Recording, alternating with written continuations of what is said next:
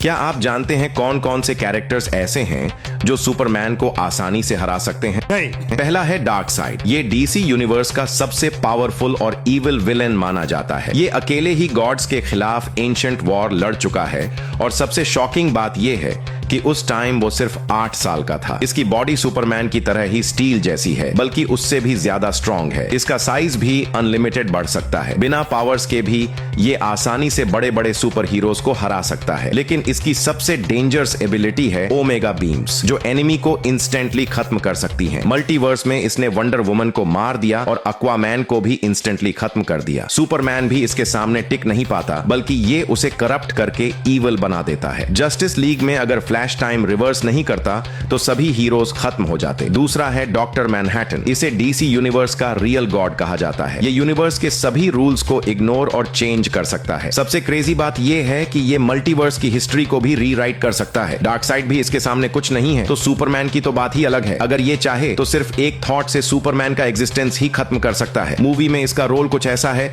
जैसे कोई राइटर खुद स्टोरी लिख रहा हो, जैसा चाहे वैसा कर सकता है। तीसरा है डूम्सडे। ये क्रिप्टॉन के एक फेल्ड एक्सपेरिमेंट का रिजल्ट है, लेकिन बन गया अल्टीमेट किलिंग मशीन। इसके पास मैसिव स्ट्रेंथ, सुपर जंप्स और अनलिमिटेड स्टैमिना है। इसकी हीलिंग फैक्टर इतनी फास्ट है कि ये लगातार लड़ता रह सकता है। अगर ये सुपरमैन से 3 दिन तक भी फाइट करे तो भी ये सिर्फ शुरुआत होगी। इसकी सबसे डेंजरस एबिलिटी है एडेप्टेशन। ये हर बार एनिमी के अगेंस्ट इवॉल्व हो जाता है। अगर इसे मार भी दिया जाए तो ये वापस जिंदा हो जाता है और उसी मेथड से दोबारा नहीं मारा जा सकता। अब सवाल ये है, क्या ब्लैक एडम की पावर सुपरमैन से भी ऊपर जा सकती है?